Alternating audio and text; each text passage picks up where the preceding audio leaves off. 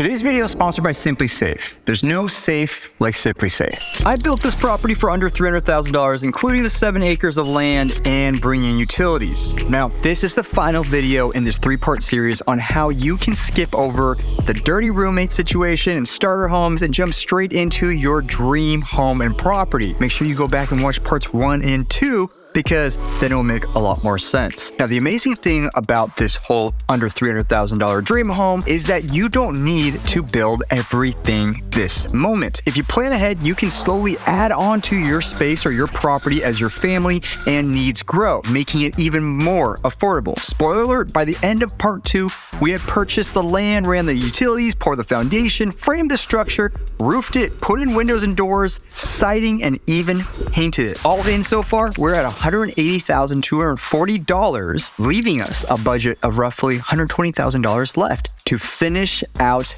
the inside. And I think I'll be able to show you how we can do that, or even come in below that. In this video, to finish things off, for this dream home, we're going to go into the interior and we're going to be going over utility rough-in, making sure that you obviously have a modern home. And then it's installation. How do we keep our place comfortable and our heating and cooling costs low? Then it's interior cover, drywall, flooring, and interior paint. Then it's the cabinets and vanities. Then it's the tile work, and then utility finish work, and then of course, finished carpentry. Roughing in utilities, electrical, plumbing, and mechanical. This is perhaps the most intimidating part of construction for most people, running the electrical, plumbing, and mechanical systems while the walls are still open. And the pricing from contractors reflect that intimidation and also their expertise. Now, if you're somewhat handy and open to learning, you can learn how to run your own rough-in, perhaps save somewhere between the 50 all the way up to 75% because you're only paying for materials, and honestly, most of the cost of roughing in is labor. Now, most states allow homeowners to do their own work, which is really nice. I've taken advantage of this in the Pacific Northwest and done a substantial amount of my own work in saving tens of thousands of dollars over the years. Now, you cannot do this if it's a commercial or business though. And then again, some states also won't allow you to do it, so definitely check with your state and your county first. Now, prices are going to vary widely on the number of fixtures and how fancy you want to get, but based on a fairly standard 1,000 square foot home, 2 bedrooms with an extra bonus room and 2 bath, we can expect that rough and finish for electrical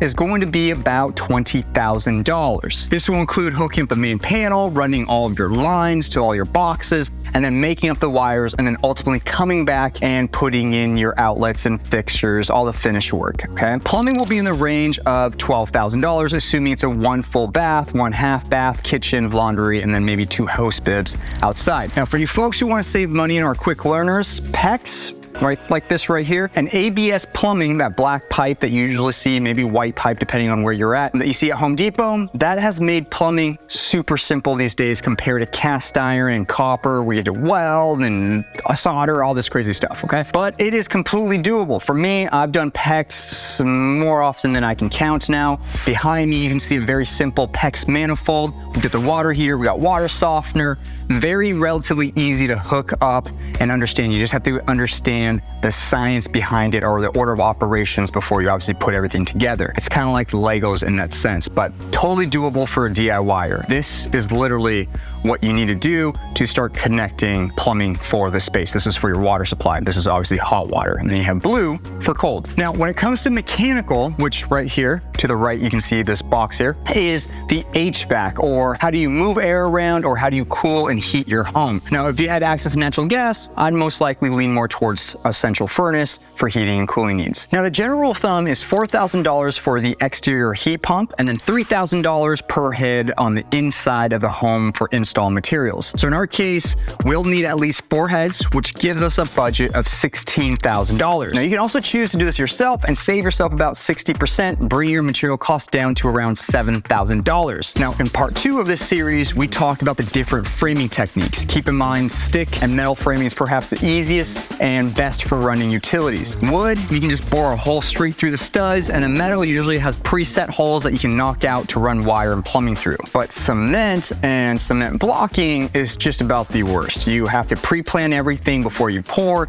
and if you ever want to do an addition or remodel, you're basically jackhammering, or you have to use exposed conduit, ducting, and pipes, kind of like this place right here that we had to do for a retrofit. So keep that in mind when you're planning out your projects. And just the nature of this shipping container here, you can see that we had to do some exposed ducting as well, just because we're dealing with metal sheathing, and it's really difficult to actually have the extra attic space or the crawl space to run everything through. And because of that, we've got exposed ductwork too, and even conduit. Now, after investing all that money in utilities, it won't mean much if you don't insulate your space, which brings us to a multitude of options. Now, there are several different ways of approaching this, and each county has a different required R value, resistance value, which is how they measure the effectiveness of insulation. Now, I personally prefer at least R25 in my exterior walls, R50 plus in my ceilings, and R40 plus in my floors. That usually exceeds, actually it always exceeds any permit requirements, and allows me to have a super quiet and comfortable home with a much lower utility bill. Now, most people want to build out their dream homes and income properties, but don't know where to start with financing, finding contractors, or even the location. Well, now you don't have an excuse with our Land Hacker program, where you get to join me and several hundreds of other of our members who are currently working on their own projects and investments. Between our monthly live classes, weekly meetings, an incredible support network, and community of 400 plus active members, you'll gain firsthand knowledge and guidance to buy the right property and build the right project. Whether it's your own personal home or you want to learn how to turn it into an income generator like these folks right here, we've got you, and we want to talk with you. Set up a free call with myself or my team to see if the program community is the best fit for you. Link just down in the description. Hope to talk to you soon. Now, the main options for insulation these days are fiberglass, that pink stuff that you see everywhere. You've got blown-in cellulose, rigid foam, rock wool, and then of course spray foam, both open cell and closed cell. Now, I've used all options many times over, and my least favorite by far is the pink fiberglass. It's difficult to work with, and it provides virtually zero soundproofing, and if it's crumpled or wet, you basically lose all insulation value. I like to use rigid foam with concrete floors, walls, and then also on top of flat rooftops as additional decking to create a thermal break on the exterior. But personally, I love this stuff. This is called rock wool, and it can be used for both interior and exterior applications. On my main home, I have it on the inside as well on the exterior, so it's almost sandwiching the sheathing. And what this does is it creates a very, very comfortable and virtually soundproof home when it compared to just that fiberglass pink stuff that people put in between their studs. Now, the reason why I love this so much is that it's much easier to work with. It's fire, water, and bug resistant. Like, you can literally light a flame on top of this and it will not catch on fire. And water sheds. It's hydrophobic, meaning that water will actually shed off of it. And ants, termites, they don't like to eat through it. It's a win across the board for me. But what I like to do for interior spaces is actually combine spray foam with the rock wool. Now, I'll use about 3 inches of closed cell foam under the roof and in the floors, and then fill the rest of the cavity with rock wool. And I'll do this the same with walls, except I usually do 3 inches of open cell because it's less expensive, and then I fill in the rest with rock wool. Now, however, for folks who are building shipping containers, you have to use closed cell all over the place. You don't have the option of using open cell unless you do closed cell first and then you do open cell on top of it. Now, this stuff, rock wool, is absolutely awesome. It's not that expensive. I think it's about $1.30, $1.35 per square foot. Highly recommend it. Not a sponsor, but Rockwool, if you want to sponsor me, of course, come and shoot me an email. So I'm always building or remodeling a new space. Now, most of the time it's for a new, unique income generating vacation rental, kind of like this place right here. And because a lot of my properties were either remote or smack dab in the middle of the city, I wanted to be able to monitor the space when it was empty, see when guests made it safely, and even give my guests a security system that they could use to protect their belongings when they're out and exploring. And that's when I decided to invest in my Simply Safe system. Now, we put one in our main home as well, and let me tell you, their 24/7 professional monitoring, which is exclusively powered by Fast Protect technology, is no joke. And it's less than $1 a day, which is half the cost of traditional home security brands. Now, there are no long-term contracts, so you can start and stop anytime with no hidden fees, which is something I've taken advantage of with my AIRSTREAM, which is also protected by Simply Safe. Now, setup is super easy, and it's all wireless, like the new smart alarm indoor wireless camera that offers immediate intruder deterrence. Everything literally comes in a box just like this, so you don't need to set up a service appointment. The entire system is delivered to your door. And of course, the advanced response technology to confirm if the threat is real or the homeowner forgetting to turn off the alarm. Now, as summer's wrapping up, this is a perfect addition to protect any home. Now, if you use my link down below, not only will you get your first month free of Fast Protect monitoring, but you'll also get 20% off your entire system, cameras, sensors, everything. Big shout out to Simply Safe for sponsoring today's video. Now, once we have the rough-in and insulation done, it's time to start covering things up. Putting up drywall is the next step, and this is where it really can transform the look of your space. Costs here, again, will vary greatly depending on your area, but you can expect about $1.50 to $3 per square foot. Now, there are a few little tricks that you can do to avoid having to do too much drywall, and that's accent walls with wood, metal, or concrete. And for example, in one of my homes, I have this tongue and groove pine ceiling that obviously does not need drywall. And then in the shipping container space, we actually use concrete panels, and so that area only needed drywall to be put up, but it didn't need to be mudded or finished. It just needed to be fireproofed, essentially. So even though the accent walls, the wood or the concrete was more expensive, we did save quite a bit of money not having to finish the drywall or even hang drywall along with this level 5 smooth finish. So back in our 1,000 square foot home, once we take out the doors, windows, tile, and accent walls, we can assume that we're gonna be doing roughly about 4,000 square feet of wall and ceiling space. Obviously, this can fluctuate quite a bit depending on your rooms and the sizes, how high your ceilings are, all that good stuff. But I'm gonna assume that I'm in the $3 range, and I'm gonna budget around $12,000 for my guys to come in and hang the drywall, tape and mud it. And then if I wanted to do a level 5 smooth finish, which you can see in here actually, this is completely smooth walls, and that costs significantly more, which in this case, I would budget an additional $5,000 if it's something that's important to me. Now next are floors. Now this can literally range from $2 a square foot to $100 plus a square foot, depending on the materials and the amount of labor to install it. Now here are the key options from least expensive to most expensive: linoleum, vinyl, carpet, luxury vinyl plank, engineered wood, tile, stone, and hardwood. And I know I'm probably missing a couple, and you guys can throw it down in the comment section, but those are the primary ones. Now, flooring is one of those trades that you can most likely do yourself and save, again, between 50 to 70% plus. It is very labor intensive, but you can really take a $25,000 job down to maybe $8,000 to $10,000 in materials if you do it yourself. Again, something I have done myself several times over. Just food for thought. Now, when it comes down to the options themselves, linoleum and vinyl are definitely my two least favorites, and they're around $2 to $10 a square foot to have installed. Stone and real hardwood are by far the most expensive. You're looking at $20 to $100 plus a square foot, depending on what species of wood, and of course, what kind of stone and what patterns you want to use. Personally, I think stone feels a little bit too cold for me, both aesthetically and temperature-wise. If I wanted that look, I would just go with concrete, like our place in Texas. And then hardwood, honestly, is just an absolute nightmare to try to keep clean, scratch, and dent-free. I do not deal with hardwood anymore. I also steer clear from carpet because it is basically a germ, dust, and nastiness magnet. If you really want carpet, I just get really nice rugs that I can either roll up and wash and clean, or I can just replace them if need be. Again, we've used tons of carpet. I've installed wool, super nice high-end carpet that's supposed to be stain resistant. And at the end of the day, I should have just put in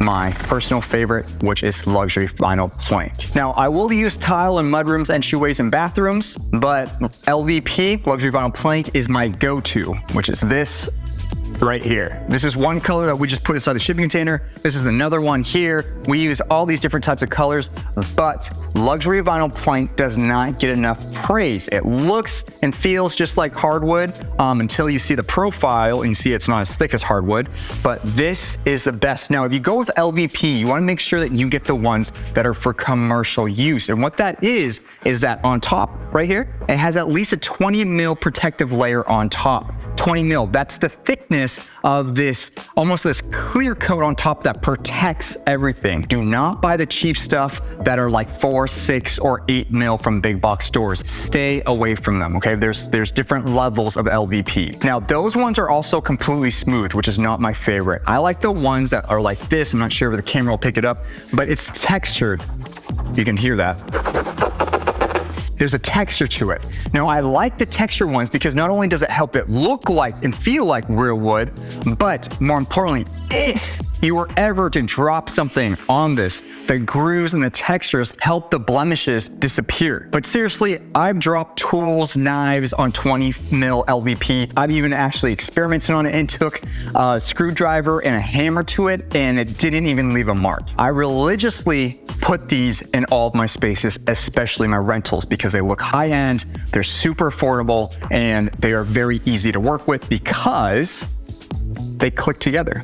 And now I just bought these not too long ago, a couple months ago, and they're still very competitive. I think that these were actually on sale for $320, normally $4 a square foot. And at the end of the day, when we had them installed, it was about $650 a square foot installed. But again, you can do these yourself and you can save yourself quite a bit of money. Another great thing about LVP is that they click together. So you know, stapling, gluing, nailing, nothing like that. And when they lock, they are waterproof. And this is another really big important thing for folks that are around water or snowy areas, or you have guests or family members that are just not super good with keeping water in the sink or the tub. Water will not get through this, okay? It can't be absorbed into it like hardwood. It can't get through the cracks like other types of floors. This will literally lock it in place and becomes a waterproof barrier. So water can sit on this all day and it will just dry up, or you can just wipe it up and it's not gonna have an impact on the LVP or the subfloor. So you can use this in what areas like bathrooms or kitchens, which is a huge win for me. Seriously, this stuff rocks. I don't even know the manufacturer of this, but if an LVP manufacturer wants to reach out to me, hit me up because I use this stuff all the time. Now, I'm budgeting about $8,000 for the tile and LVP for this project. Now, the final part of cover is paint. Now, interior paint is fairly straightforward. You've got doors and trim, walls and ceilings. Work with your designer or even AI like Midjourney to see what colors and designs and what palette you want that fits best for the style that you want. Now, obviously the fewer colors and prep work required, the price is significantly less. Keep in mind that when it comes to painting, 80% of it is prep work. It's very easy to set up your spray and just go ham. It's actually really satisfying to actually use a spray gun. But the taping, the prepping, that's the part that you're really paying for, that's time consuming. But you should be budgeting between $1.50 to $2.50 a square foot of painted surface. And in our case, we're assuming that we have about 4,000 square feet, and I'll most likely just use one color for walls and ceiling and white for the trim to keep it nice and simple. I can up design with accent walls later on, and I'll budget $7,000 to get everything painted on the inside, including doors and trim.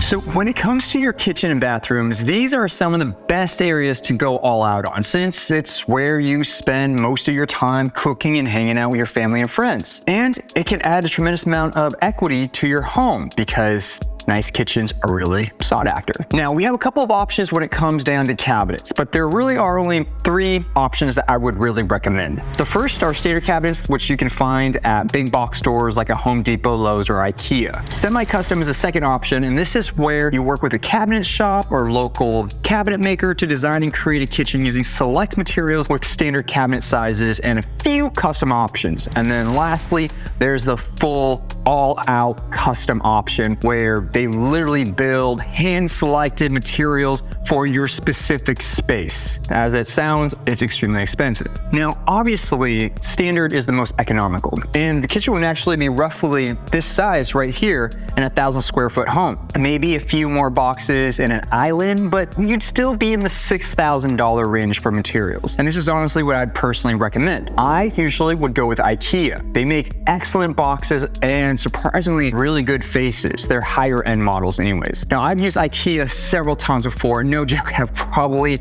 assembled 100 plus cabinets and drawers myself. I'm not exaggerating. Now, they are the best bang for the buck, and you can always swap out their fronts in the future if you choose to. You could even buy custom fronts from a third party that make them to fit IKEA cabinets, which gives you this very high level custom look combined with the economical pricing of IKEA boxes. And actually, I still use these inside my main personal home. Semi-custom is a great option as well if you have the budget, which is this kitchen right here. If you have the budget and you want something a little bit more specific that IKEA, Home Depot, or Lowe's just don't have or carry. Now, we did exactly that in the container home right here, and I'd estimate that for the same layout in our 1,000 square foot home, it'd be about probably $12,000 to $13,000 for a semi-custom. And then if you decide to go with the option of full custom, which the space here is leaning more towards, you're looking at upwards of $18,000, $20,000 plus. But for us, let's assume that we're gonna go the standard route and budget $6,000 for the kitchen cabinets and another $2,000 for the bathroom vanities.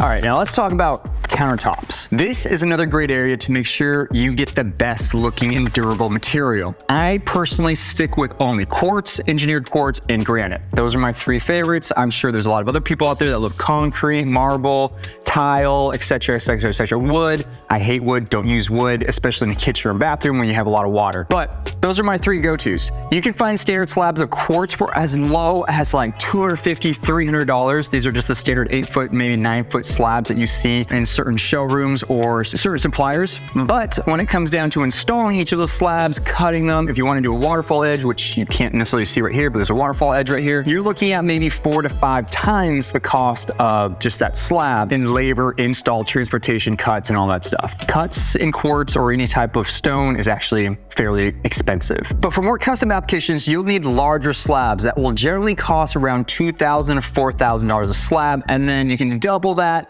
roughly for the cuts and labor. For example, in this earth home remodel that we're doing, we used solid Indian black granite, and they were about $3,500, $3,700 a slab. And then all said and done, it was roughly about $7,000, $8,000 a slab to have them cut and installed for us. Now, I've used all three and I love them. I personally like the maintenance-free aspect of quartz, but like I said, we just installed granite and it's by far the coolest and most eye-catching counter I've ever installed. So just for us to keep it nice and simple, we're gonna go with quartz. Let's budget $5,000 for counters, assuming that we're gonna go with standard quartz for both the kitchen and baths. Keep in mind, quartz like this right here, little to no maintenance at all. When you start getting into stone like granite or marble, there is some upkeep, there's some sealing that you have to make sure that you do so they don't actually stain or damage the countertop.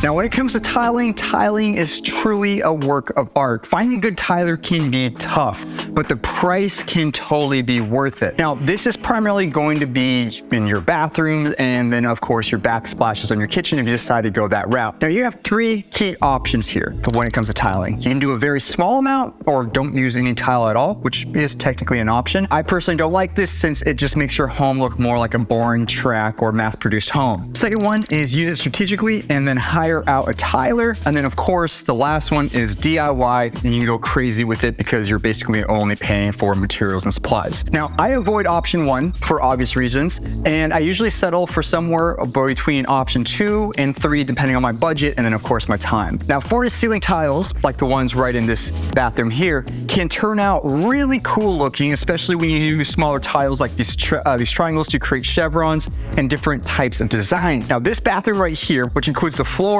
all the way up to the ceiling and then the shower enclosure as well, costs right around $9,000 in materials and a professional tiler, pretty high-end tiler, to do it correctly. Middle of the road, basic tiler with cheaper materials, cheaper tiles, you're looking at closer maybe about $5,000, $6,000 all said and done, or you do it yourself around maybe $2,000, $3,000. And like some of the other areas that I've talked about in parts 1, parts 2, and other parts of this video, this is another great area to DIY if you want to save several thousands of dollars. It's one of those big bang for the buck because the labor price of a good tiler is so much higher. You just want to make sure that you take your time, watch some videos, practice before actually doing it, and you'll find that you can get tiles just as good or just very close as the pros if you're patient and you take your time. There's a lot of technology out there today that you can just pick up at a big box store that can make you lay these tiles completely flat and flush with perfect reveals and spacing. Now, for showers, I prefer to use the Schluter system, or in here we use something called the Hydro Block system for waterproofing. Very easy to work with. It's basically a lot of foam that you can cut through, and then you seal it and waterproof it, and it basically won't mold, and it will last you most likely decades, if not your lifetime. Now, I avoid, like the plague, that red painted stuff that you'll find from a lot of big box stores. I personally have not had a lot of good experience with it, and I've heard some pretty bad reviews about it, so I prefer Schluter or Hydro Block or something along those lines. Just my 2 cents. So For the tiling, let's budget $5,000 for tile work, assuming that we'll be bringing in a pro to do strategic tiling. We're not going to go crazy with handmade tiles that are custom built. We'll use something that's a little bit maybe more standard from like maybe a big box store, or you can even go to your local tile store or showroom and pick out some good, relatively low price options. And if you want to DIY it yourself, you can cut this in half because you're obviously just paying for materials.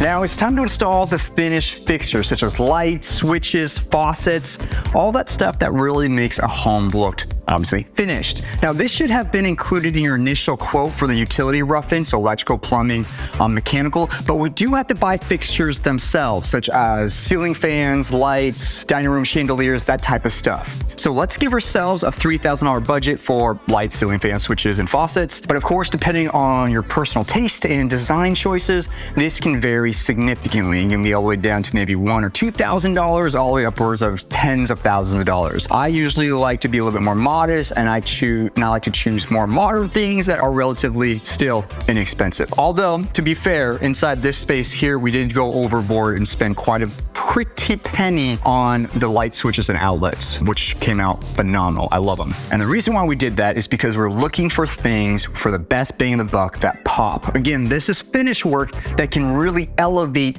your space to the next level. So when you're dealing with like door handles, light switches, plugs, faucets, it makes and breaks the feel, literally the tactile feel of you using those devices, and obviously the visual aesthetics of the space itself. Now, if it's in your budget, you can opt for more eye-popping fixtures and finishes, but for this place, we decided to go above and beyond because it is an income-generating property. It's not just for our personal use, so we decided to up the budget just a little bit.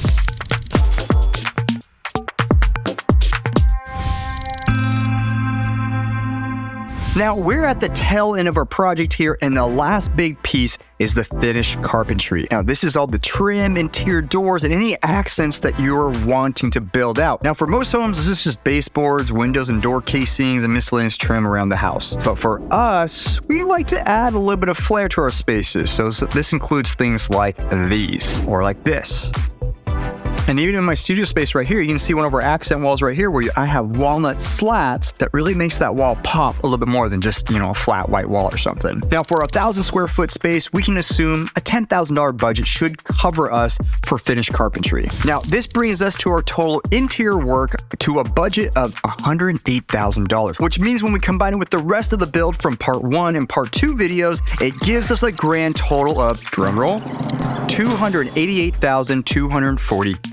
About $12,000 shy of our $300,000 budget. And that's enough for us to buy a small piece of land and build our functional 1,000 square foot space that is essentially modular because we can always add on to it as our needs and our budget grows. Now, I do want to say that even if we just budget out the construction to be under $300,000, I would highly recommend that you always include at least 15% contingency fund for when unknown issues and price hikes just happen unknowingly. So in this case, that'd be about an extra $30,000. It's always smart to have a little bit of extra cash or funds available for when these things happen. And in construction, in the current climate, this is for sure smart to do. Now, that wraps up this 3-part series. Subscribe to the channel and watch some of my other videos where our members are doing this right now with true 6- and 7-figure income properties. Bye.